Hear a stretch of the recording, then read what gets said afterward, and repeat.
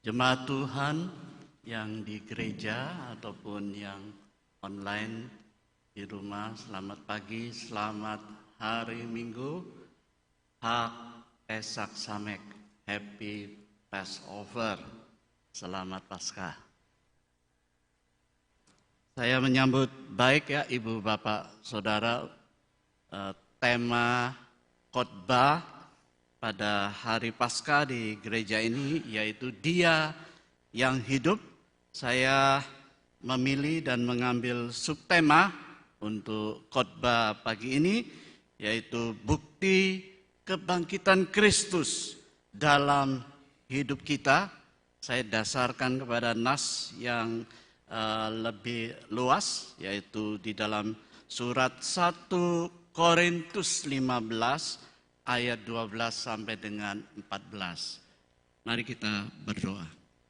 Bapa yang di surga, tiba saatnya kami hendak merenungkan kebenaran firman-Mu. Kiranya Allah Roh Kudus akan memimpin kami, membimbing kami baik hamba-Mu yang menyampaikan maupun jemaat-Mu yang mendengar. Supaya kami dimampukan untuk menangkap dengan jelas maksud dan rencana yang indah dari Tuhan bagi kehidupan kami selaku pribadi maupun selaku jemaat-Mu di tempat kami. Berbicaralah kepada kami Bapa, kami siap untuk mendengarkan. Di dalam Yesus Kristus Tuhan kami berdoa. Amin. Bapak Ibu Saudara, seorang ahli hukum pernah menulis, sebagai seorang ahli hukum saya telah mengadakan penyelidikan yang saksama tentang pembuktian hari Paskah yang pertama. Bagi saya buktinya jelas dan tegas. Kerap kali dalam Mahkamah Agung di mana saya bekerja, keputusan yang diambil hanya berdasarkan bukti-bukti yang kurang jelas dan kurang tegas.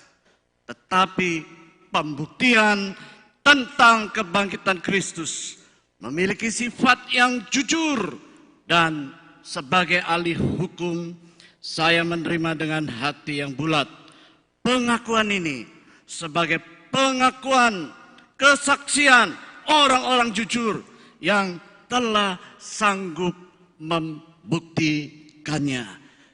Ibu bapak dan saudara, demikian pula kebangkitan Kristus akan berarti sangat besar jika kita sanggup membuktikannya melalui kesaksian hidup kita.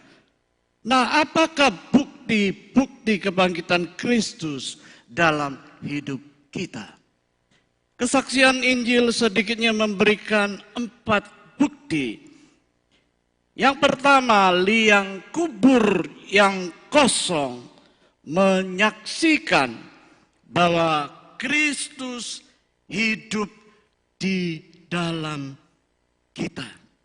Ibu bapak dan saudara yang dikasihi Tuhan, kunjungan ke kubur merupakan tradisi yang menyatakan ada hubungan antara orang hidup dan orang mati dengan membawa sesuatu ke kubur.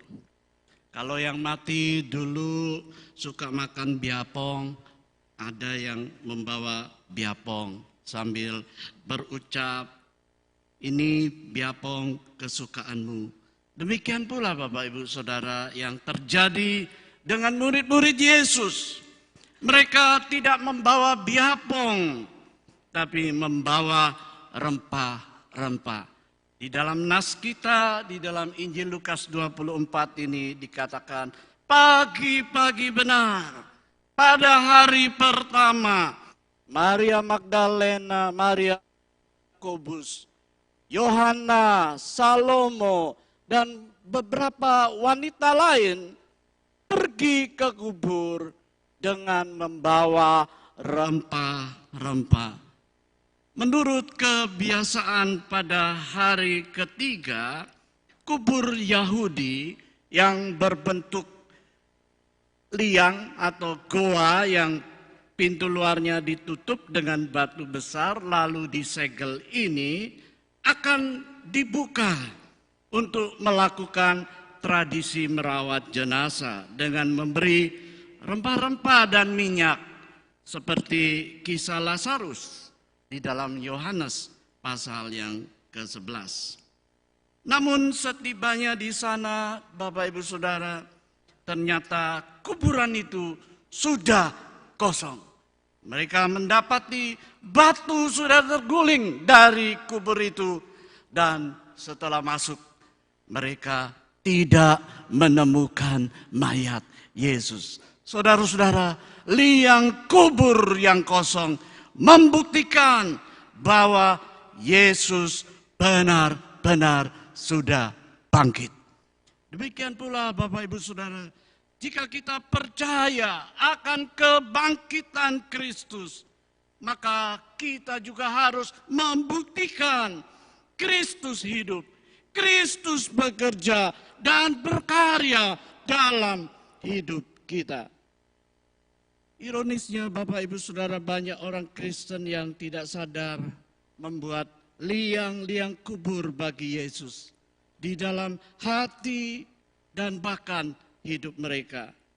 Mereka memiliki Yesus di dalam hati, tetapi sesungguhnya membiarkan Yesus mati dan tidak berbuat apa-apa dalam hidup mereka.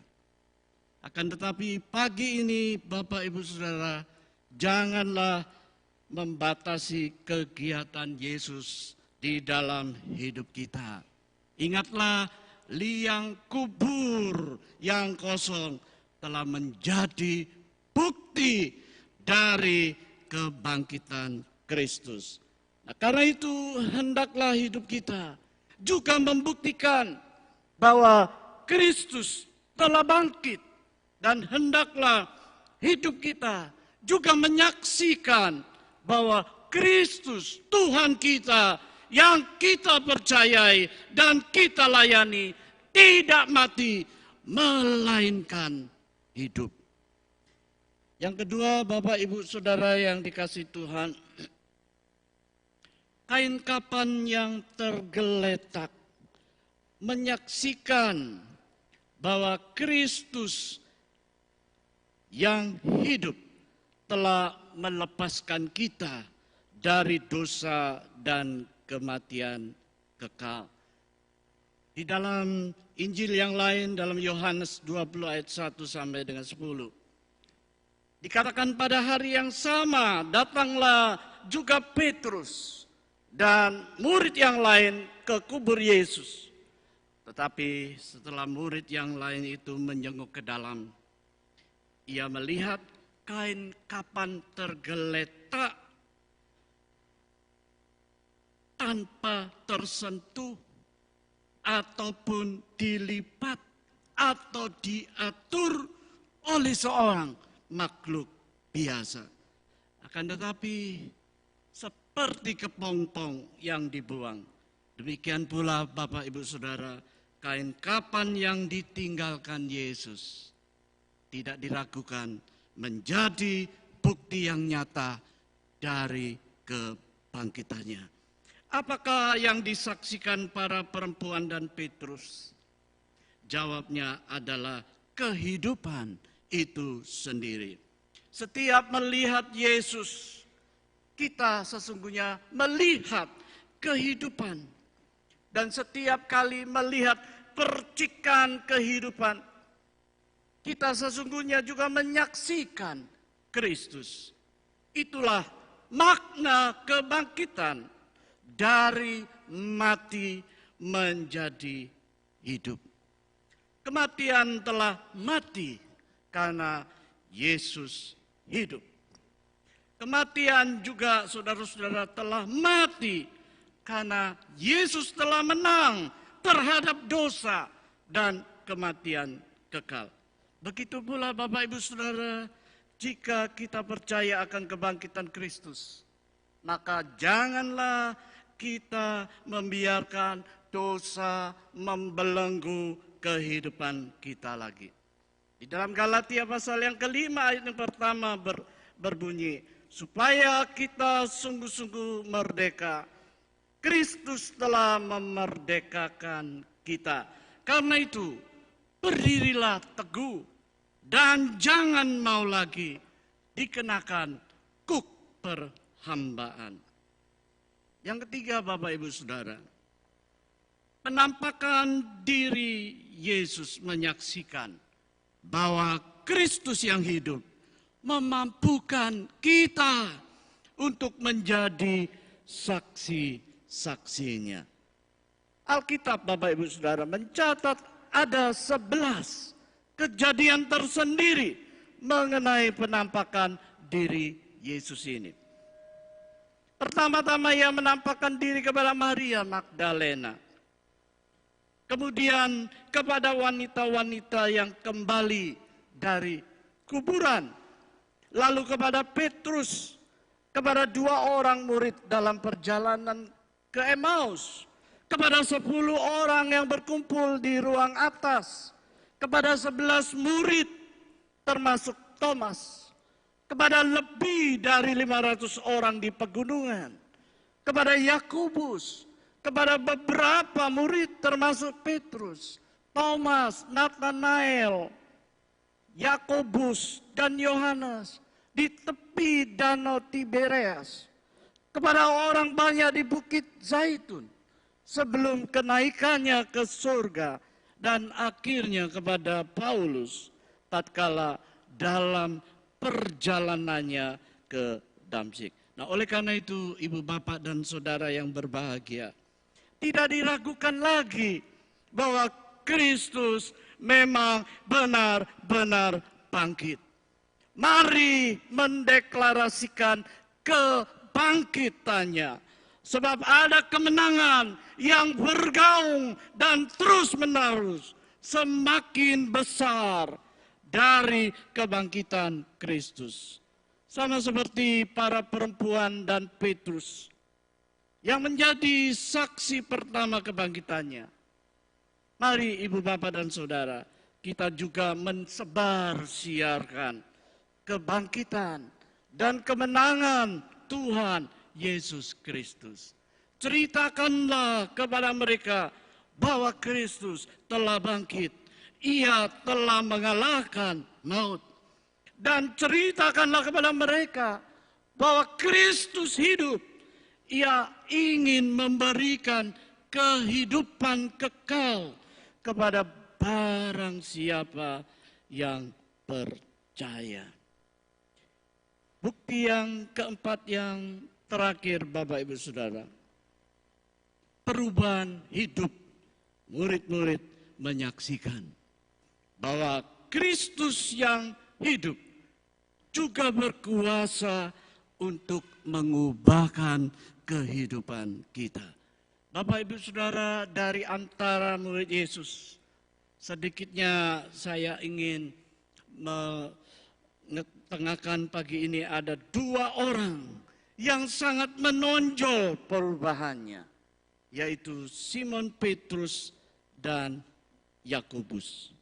Simon Petrus, Bapak Ibu Saudara, selama masa sengsara Yesus, Petrus menghilang dari peredaran. Ia menyangkali Tuhannya sebanyak 3 kali. Dan sesudah Yesus mati, ia mengikuti murid-murid lain masuk ke dalam bilik atas, dalam sebuah rumah yang terkunci rapat. Firman Tuhan katakan karena mereka takut kepada orang-orang Yahudi. Akan tetapi beberapa hari sesudah kebangkitan Yesus, kita menyaksikan Petrus berdiri dekat serambi Salomo di dalam bait Allah, berkhotbah kepada sejumlah besar bangsa dan memenangkan 3.000 orang percaya kepada Kristus. Oh Bapak Ibu Saudara, dahulu Petrus adalah seorang penakut.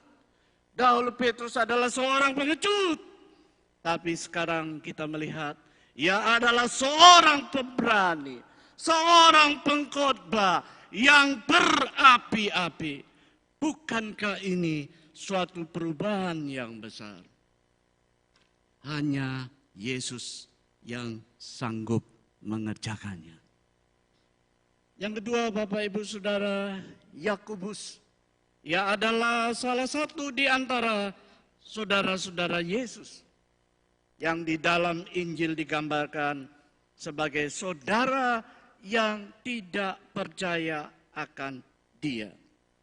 Tetapi bila kita sampai pada pasal-pasal pertama Kisah Para Rasul, maka kita menjumpai Yakobus termasuk dalam daftar orang percaya.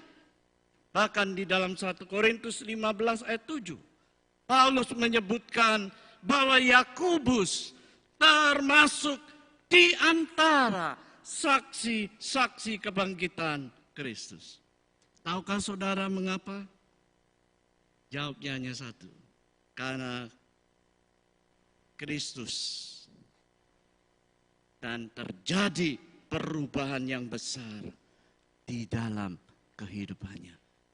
Oh Bapak, Ibu, dan Saudara, kita melihat dahulu Yakobus adalah seorang yang ragu-ragu.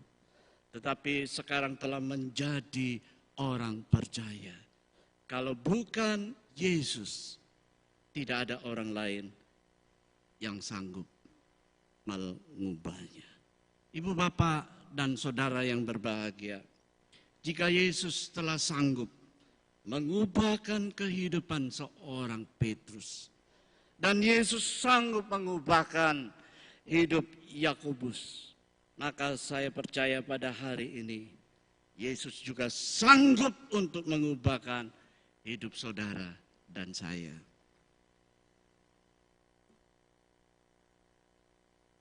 Inilah Bapak Ibu Saudara arti dari kebangkitan Kristus yang sangat besar artinya bagi hidup kita.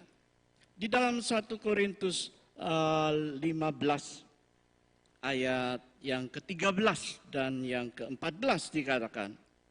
Sekali lagi 1 Korintus 15 ayat 13 dan 14. Kalau tidak ada kebangkitan orang mati, maka Kristus juga tidak dibangkitkan. Tetapi andai kata Kristus tidak dibangkitkan, maka sia-sialah pemberitaan kami dan sia-sialah juga kepercayaan kamu. Dalam sebuah puisinya yang berjudul Saya Merasakannya di Udara, Edna Reed berkata, mengapakah kita harus takut terhadap kematian?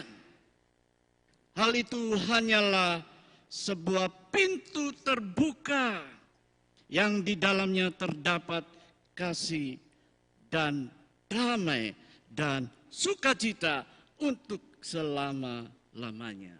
Sang Juru Selamat telah berkata, sebab aku hidup, maka engkau harus hidup. Oleh karena itu, Bapak Ibu Saudara, mari kita menjadi saksi-saksi kebangkitan Kristus yang membuktikan bahwa Kristus hidup di dalam kita dan menyaksikan bahwa Kristus telah melepaskan kita dari dosa dan juga dari kematian kekal, yang telah memampukan kita untuk menjadi saksi-saksinya dan yang berkuasa untuk mengubahkan kehidupan kita bagi kemuliaannya sampai selama-lamanya. Amin. Mari kita berdiri Bapak Ibu Saudara meresponi firman Tuhan. Kita menyanyikan lagu sebab Dia hidup.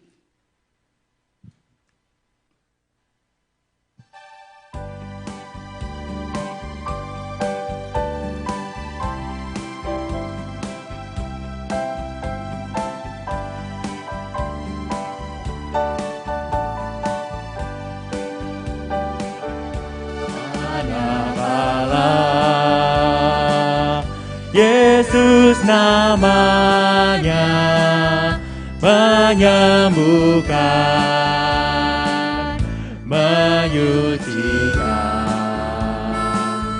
bahkan mati, tebus dosaku, kubur kosong membuktikan Dia hidup. Dia hidup, ada hari esok, sebab Dia hidup, ku tak gentar, karena ku tahu Dia pegang hari esok. Hidup jadi berarti sebab Dia hidup. Ya, ini kelihatannya kok masih ngantuk atau masih kalah ini ya. Hari ini hari apa Bapak Ibu Saudara? Hari Minggu pagi.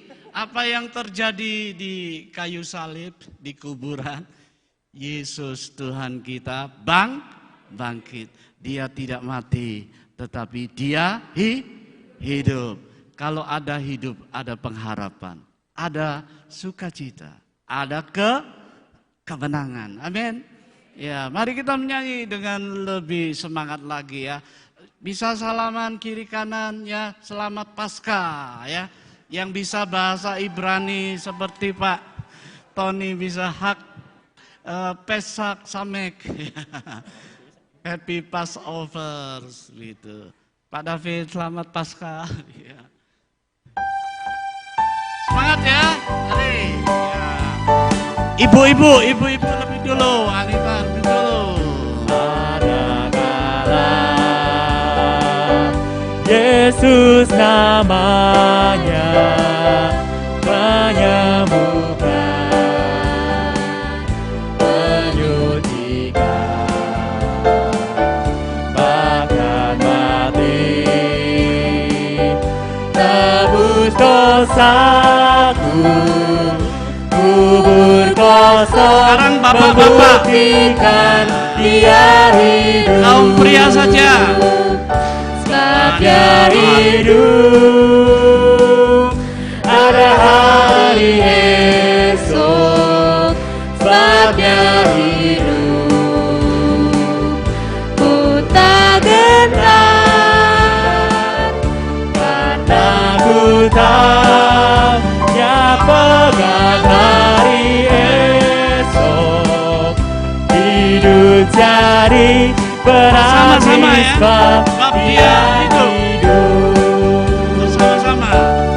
Dia Hidup, ada hari esok. Sebab Dia hidup, ku tak gentar, karena ku tahu Dia pegang hari esok. Hidup jadi berarti sebab Dia hidup. hidup jadi. Hidup jadi berarti sebab Dia hidup. Hidup jadi berarti. Hidup jadi berarti sebab Dia hidup. Mari kita berdoa. Bersyukur ya Tuhan atas kemenangan-Mu di atas kayu salib yang telah mematahkan kuasa iblis, mengalahkan kematian, yang menghidupkan bukan hanya diri Engkau sendiri, tetapi juga yang menghidupkan kami semuanya dari kematian rohani, bahkan dari upah dosa yaitu maut, kematian kekal, sehingga kami boleh beroleh jaminan kekal untuk hidup kekal bersama Kristus di surga yang kekal. Sebab Dia hidup, maka kami pun hidup. Sebab Dia hidup, maka ada hari esok. Sebab Dia hidup, ada pengharapan bagi manusia. Terpuji-pujilah nama-Mu, ya Tuhan. Inilah kami sebagaimana diri kami adanya. Kami menyerahkan di dalam kehidupan kami ini ya Bapa, supaya semangat kebangkitan Kristus ini akan menjadi semangat bagi kehidupan kami untuk mengabdikan diri kami, untuk lebih setia, untuk lebih besar, mengasihi Engkau, mengasihi sesama, dan terlebih lagi untuk melayani. Terima kasih Bapa, di dalam nama Tuhan Yesus Kristus kami sudah berdoa dan bersyukur. Amin. Silakan duduk kembali.